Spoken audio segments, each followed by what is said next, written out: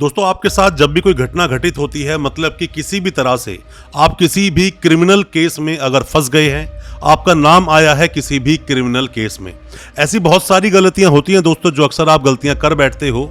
गलतियों का मतलब मैं ये नहीं बोल रहा हूं कि आपने कोई क्राइम किया, मैं बात कर रहा हूं कि जब केस हो गया, अब कोई व्यक्ति जेल में है या फिर वो बाहर है, या तो उसने एंटीसिपेटरी बेल लगानी है या फिर वो रेगुलर बेल लगा रहा है, मतलब जेल में है, अभी वो बेल चाहता है, जेल से बाहर आना चाहता है। आप किसी भी वकील साहब से या किन्हीं भी वकील साहब के पास आप जाते हो, अपने सवाल पूछते हो। दोस्तों क्या जरूरी है कि मतलब मर्डर केस में अगर 302 लगा तो सभी तरह के मर्डर एक जैसे ही हुए होंगे? जरूरी नहीं। अगर पॉक्सो में सेक्शन 6 लगा है तो क्या सभी पॉक्सो केसेस में सेक्शन 6 में सेम तरह से ही अपराध किया गया होगा? ये भी जरूरी नहीं। अगर एनडीपीएस का मामला है तो सेम तरह से ऑफेंस होगा? बिल्कुल जरूरी नहीं। चीटिंग, फोर्जरी भी बहुत तरह की होती है।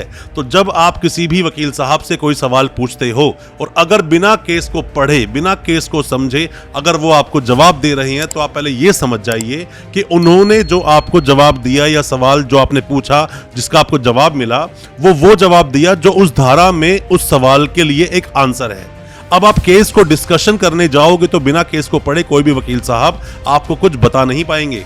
मैं आपको आज अपनी इस वीडियो में बताऊंगा कि क्या गलतियां आपको बिल्कुल नहीं करनी चाहिए जब भी आप किसी से सलाह लेते हैं, या कोई भी वकील साहब अगर आपका केस लड़ रहे हैं, आप कोई भी लॉ स्टूडेंट हो, अभी नए वकील साहब हो, केस को लड़ना सीख रहे हो, क्रिमिनल केसेस में प्रैक्टिस आप कैसे करेंगे, ये सभी बातें आज जो मैं बताऊंगा अपनी इस वीडियो में आपके बहुत काम आएगी। और आपका कोई भी सगा संबंधी अगर जेल में है या आप एंटीसिपेटरी बेल लेना चाहते हो तो भी ये सभी बातें दोस्तों आपके बहुत काम आएगी, क्योंकि मैं बात कर रहा हूं सारे ही उन चीजों पर जो प्रैक्टिकल हमारा खुद का एक्सपीरियंस है, जिन चीजों को हमने एक्सपीरियंस किया है, उन सब पर हम बात करेंगे अपनी इस वीडियो में। ज्यादा कुछ जानने के लिए दोस्तों बने रहिए हमारे इस वीडियो के साथ। नमस्कार दोस्तों, स्वागत करता हूं फिर एक बार आप सभी का अपने इस यूट्यूब चैनल पर जिसका नाम है फाइट फॉर ट्रू। मेरा नाम है वीरेंद्र वर्मा।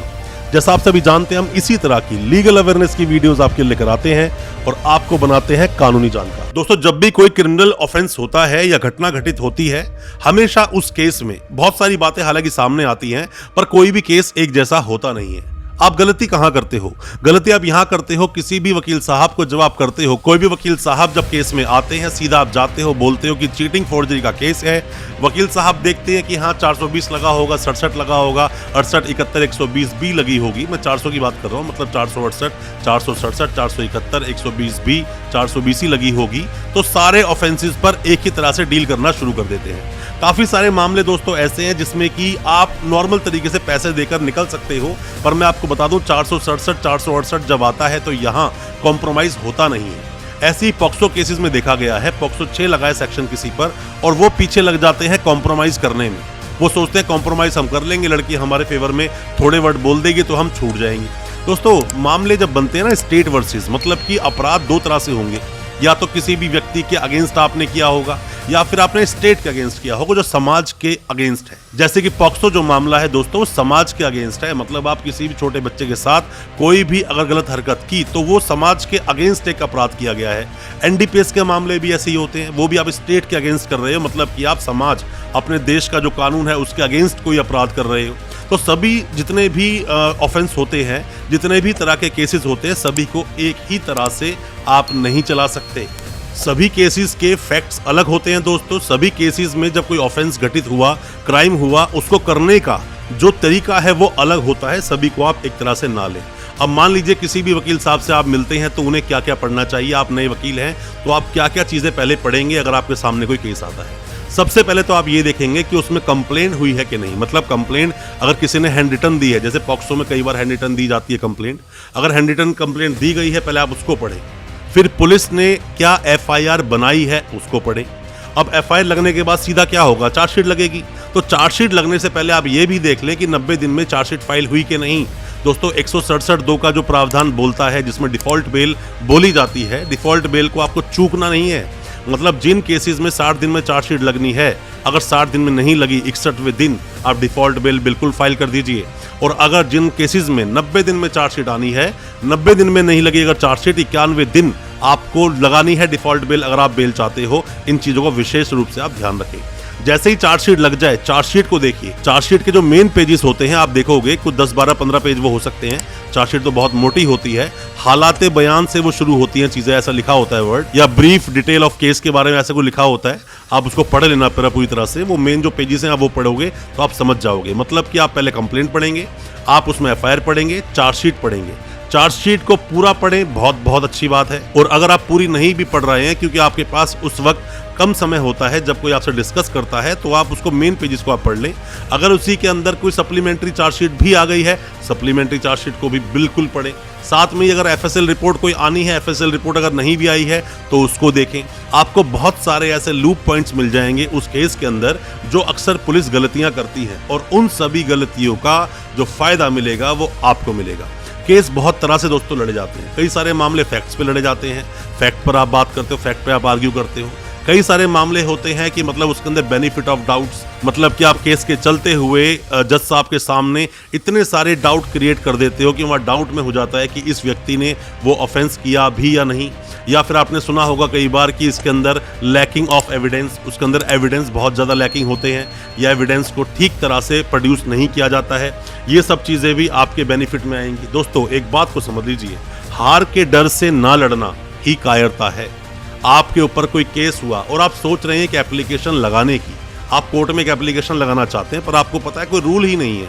तो दोस्तों कानून बनते हैं उन चीज़ों पर जो कि कोई भी समाज में ऐसी ज़रूरत जो होनी चाहिए। किसको पता था पॉक्सो एक्ट आएगा, किसको पता था एनडीपीएस पर एक मतलब मादक पदार्थ की जो डीलिंग करते हैं उन पर एक अलग से कानून आ जाएगा।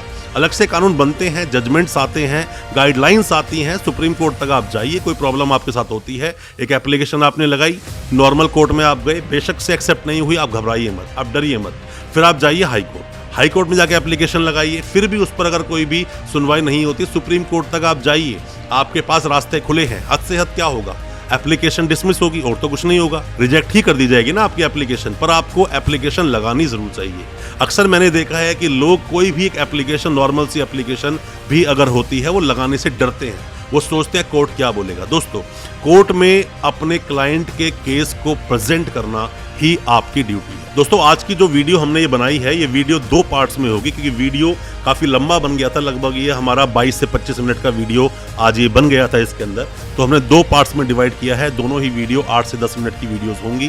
पर मेरा ये वादा है, जो भी कोई आपका केस है, शुरू से लेके अंत तक कैसे चलेगा, क्या क्या गलतियां आपको बिल्कुल नहीं करनी चाहिए, क्या क्या रेमेडीज आपको मिलेंगी, कौन कौन से कानूनी अधिकार आपको मिलेंगे उन केस को लड़ने के लिए, और कौन कौन सी वो स्टेजेस आएंगी आपके केस के बीच में जिनसे आप एक एप्लीकेशन लगाकर ही अपने केस से बाहर निकल सकते हैं, बरी हो सकते हैं, बेल ले सकते हैं। दोनों पार्ट्स को जरूर देखना, 2 पार्ट्स में ये वीडियोस हैं। और दोस्तों वीडियो अच्छा लगे हमारी वीडियो को बहुत ज्यादा शेयर करें अपने दोस्तों परिजन परिवार में, और चैनल को बिना सब्सक्राइब करे बिल्कुल मत जाना। अच्छा लगेगा ये वीडियो तो वीडियो को लाइक जरूर करना। मेरी शुभकामनाएं आपके साथ हैं। कोई भी केस आपका होता है, सलाह आप चाहते हैं लेना, आप हमसे कांटेक्ट आप बिल्कुल करें। आप पर कोई भी क्रिमिनल केस चल रहा है, किसी भी क्रिमिनल केस में आप कोई भी सलाह चाहते हैं, आप हमसे कांटेक्ट करें, हम आपको उसका रिप्लाई करेंगे। हो सकता है हमारी की सलाह से आप अपने केस से निकल पाएं, या हो सकता है हम आपके केस में कोई मदद कर पाएं। दोस्तों अच्छा लगा आज का वीडियो, हमारी वीडियो को ज्यादा से ज्यादा अपने दोस्तों परिजन परिवार में शेयर जरूर करें, ताकि वो भी अपने आप को कानूनी जानकार बना सके। और साथ ही हमारे चैनल को सब्सक्राइब करना बिल्कुल ना भूलें,